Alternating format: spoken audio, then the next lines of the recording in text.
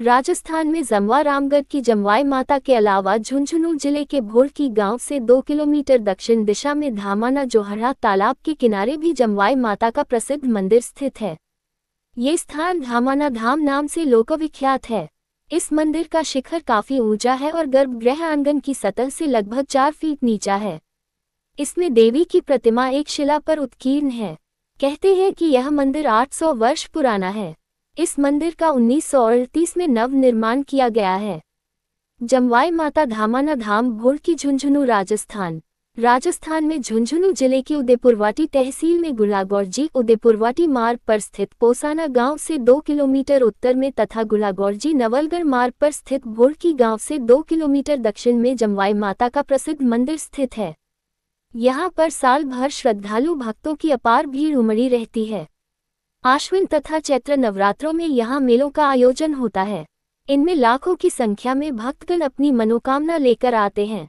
मां की कृपा से सुधरे चोर ने बनवाया था यह मंदिर। लोकश्रुति के अनुसार केतु और धामा नाम के 2 भाई थे। देवी ने संकट के समय उनकी सहायता की, तब धामा ने देवी का मंदिर बनाने का संकल्प लिया था।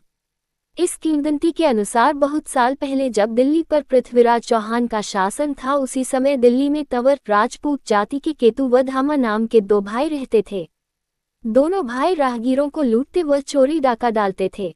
एक बार किसी चोरी के अपराध में दोनों भाइयों को शासक ने देश निकाला दे दिया।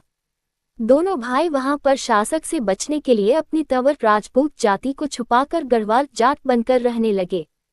दोनों भाई वहां से चलकर उदयपुरवाटी के पास धनावता गांव में आकर रहने लगे।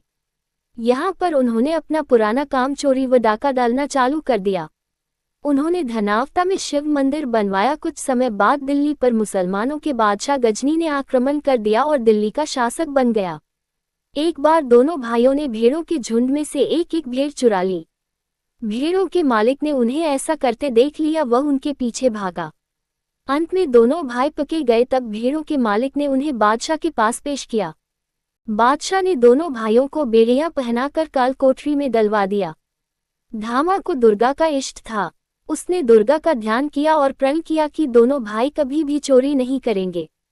आप हमारी रक्षा करें। कहा जाता है कि उसी समय मां दुर्गा की कृपा से उनकी बेड़ियां खुल गईं और काल कोठरी का ताला व दरवाजा अपने आप खुल गया। जब बादशाह ने ये सब देखा तो उसने उनको रिहा कर दिया। दोनों भाई वहां से छूटने के बाद वापस धनावता आ गए और धनावता की पहाड़ी पर मकान बनाकर रहने लगे। थोड़े ही समय बाद उन्हें मालूम हुआ कि पहाड़ी में तांबा है, तो दोनों भाई तांबा निकलवाने लगे और बहुत अधिक धनाढ्य बन गए। कुछ समय बाद केतु की मृत्यु हो गई और उसकी पत्नी माली उस पर सती हो गई, जो आज माली के नाम से जानी जाती है।